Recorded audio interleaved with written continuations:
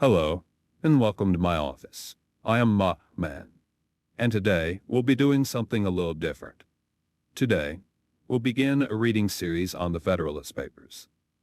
Many people are unaware of the Founding Fathers' thoughts on various issues concerning the U.S. Constitution.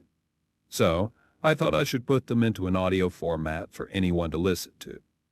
I have a nice young lady who goes by the name of Rana who will be doing the reading for us. Keep in mind that these letters were written in the late 18th century, and the parlance used by the founders at that time is different from that of today. So, before each reading, I'll give a brief synopsis of each letter. With that aside, let's begin. Oh, and before that, there will be two versions of this series. One version will be uploaded to YouTube, and the other will be on the sites listed in the description below. For those of you wondering why I will have two versions, it's because I want to have exclusive content on those sites that is less likely to get taken down. And with that disclaimer out of the way, let's get to that synopsis. Letter number 1 is a general introduction, written by Alexander Hamilton on October 27, 1787. Hamilton wrote under the pseudonym of Publius for the Independent Journal newspaper, addressing the people of New York. The letter discusses the debate over the ratification of the United States Constitution, which succeeded the Articles of Confederation as the governing framework. In this essay, Hamilton directly addresses the reader and outlines the topics that will be explored in future essays. It is Hamilton's belief that this decision holds great historical significance, and wishes for the reader to lay aside any bias and emotion such that they may make an objective decision regarding ratification. This concludes my brief synopsis. So, let's listen to a nicer voice. Rana, you're up. Thank you for that introduction, Mopman. Hello, everyone. I am Rana. I will be reading the Federalist Papers for this series of videos. I am a big reader myself and hope you enjoy these readings too. Here we go. This is a reading of the Federalist Paper number 1 by Alexander Hamilton. After an unequivocal experience of the inefficacy of the subsisting federal government, you are called upon to deliberate on a new Constitution for the United States of America. The subject speaks its own importance, comprehending in its consequences nothing less than the existence of the Union, the safety and welfare of the parts of which it is composed, the fate of an empire in many respects the most interesting in the world. It has been frequently remarked that it seems to have been reserved to the people of this country, by their conduct and example, to decide the important question, whether societies of men are really capable or not of establishing good government from reflection and choice, or whether they are forever destined to depend for their political constitutions on accident and force. If there be any truth in the remark, the crisis at which we are arrived may with propriety be regarded as the era in which that decision is to be made, and a wrong election of the part we shall act may, in this view, deserve to be considered as the general misfortune of mankind. This idea will add the inducements of philanthropy to those of patriotism, to heighten the solicitude which all considerate and good men must feel for the event. Happy will it be if our choice should be directed by a judicious estimate of our true interests, unperplexed and unbiased by considerations not connected with the public good. But this is a thing more ardently to be wished than seriously to be expected. The plan offered to our deliberations affects too many particular interests, innovates upon too many local institutions, not to involve in its discussions a variety of objects foreign to its merits, and of views, passions, and prejudices little favorable to the discovery of truth. Among the most formidable of the obstacles which the new Constitution will have to encounter may readily be distinguished the obvious interest of a certain class of men in every state to resist all changes which may hazard a diminution of the power, emolument, and consequence of the offices they hold under the state establishments, and the perverted ambition of another class of men, who will either hope to aggrandize themselves by the confusions of their country, or will flatter themselves with fair prospects of elevation from the subdivision of the empire into several partial confederacies than from its union under one government. It is not, however, my design to dwell upon observations of this nature. I am well aware that it would be disingenuous to resolve indiscriminately the opposition of any set of men, merely because their situations might subject them to suspicion and to interested or ambitious views. Candor will oblige us to admit that even such men may be actuated by upright intentions, and it cannot be doubted that much of the opposition which has made its appearance, or may hereafter make its appearance, will spring from sources, blameless at least, if not respectable. The honest errors of minds led astray by preconceived jealousies and fears. So numerous indeed, and so powerful are the causes which serve to give a false bias to the judgment, that we, upon many occasions, see wise and good men on the wrong as well as on the right side of questions of the first magnitude to society. This circumstance, if duly attended to, would furnish a lesson of moderation to those who are ever so much persuaded of their being in the right in any controversy. And a further reason for caution, in this respect, might be drawn from the reflection that we are not always sure that those who advocate the truth are influenced by purer principles than their antagonists.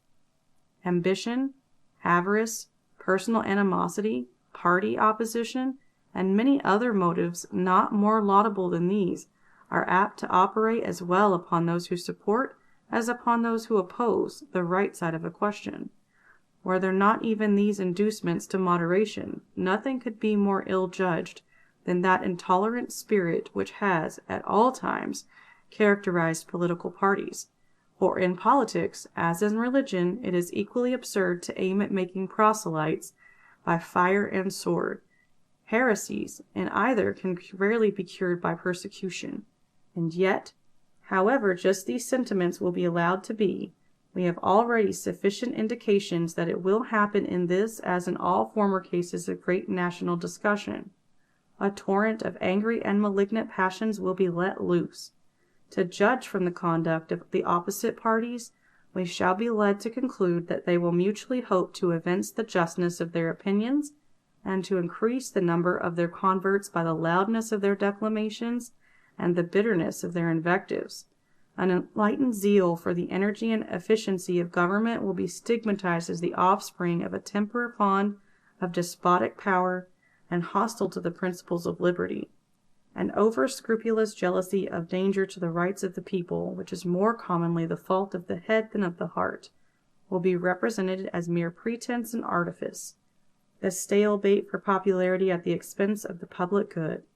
It will be forgotten, on the one hand, that jealousy is the usual concomitant of love, and that the noble enthusiasm of liberty is apt to be infected with a spirit of narrow and illiberal distrust. On the other hand, it will be equally forgotten that the vigor of government is essential to the security of liberty, that in the contemplation of a sound and well-informed judgment, their interests can never be separated, and that a dangerous ambition more often lurks behind the specious mask of zeal for the rights of the people than under the forbidden appearance of zeal for the firmness and efficiency of government. History will teach us that the former has been found a much more certain road to the introduction of despotism than the latter, and that of those men who have overturned the liberties of republics, the greatest number have begun their career by paying an obsequious court to the people, commencing demagogues and ending tyrants. In the course of the preceding observations, I have had an eye, my fellow citizens, to putting you upon your guard against all attempts, from whatever quarter, to influence your decision in a matter of the utmost moment to your welfare by any impressions other than those which may result from the evidence of truth. You will, no doubt, at the same time, have collected from the general scope of them that they proceed from a source not unfriendly to the new Constitution. Yes, my countrymen, I own to you that, after having given it an attentive consideration, I am clearly of opinion it is your interest to adopt it. I am convinced that this is the safest course for your liberty, your dignity, and your happiness. I affect no reserves which I do not feel. I will not amuse you with an appearance of deliberation when I have decided. I frankly acknowledge to you my convictions, and I will freely lay before you the reasons on which they are founded. The consciousness of good intentions disdains ambiguity. I shall not, however, multiply professions on this head. My motives must remain in the depository of my own breast. My arguments will be open to all, and may be judged by all. They shall at least be offered in a spirit which will not disgrace the case of truth. I propose, in a series of papers, to discuss the following interesting particulars: the utility of the Union to your political prosperity, the insufficiency of the present Confederation to preserve that Union, the necessity of a government at least equally energetic with the one proposed to the attainment of this object, the conformity of the proposed Constitution to the true principles of republican government, its analogy to your own state constitution, and lastly, the additional security which its adoptions will afford to the preservation of that species of government, to liberty, and to property. In the progress of this discussion, I shall endeavor to give a satisfactory answer to all the objections which shall have made their appearance that may seem to have any claim to your attention. It may perhaps be thought superfluous to offer arguments to prove the utility of the Union, a point, no doubt, deeply engraved on the hearts of the great body of the people in every state, and one, which it may be imagined, has no adversaries. But the fact is, that we already hear it whispered in the private circles of those who oppose the new Constitution, that the 13 states are of too great extent for any general system, and that we must, of necessity, resort to separate confederacies of distinct portions of the whole.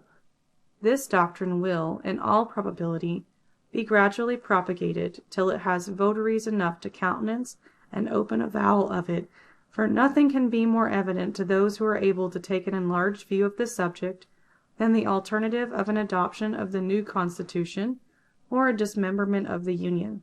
It will, therefore, be of use to begin by examining the advantages of that Union, the certain evils and the probable dangers to which every state will be exposed from its dissolution. This shall accordingly constitute the subject of my next address.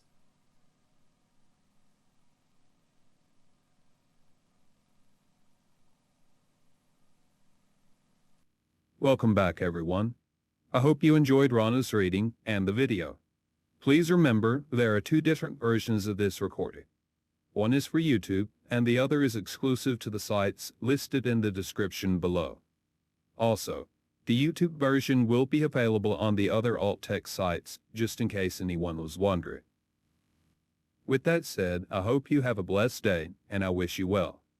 If you stuck around this long, thank you for listening to me ramble. That's about all. I'll see you next time.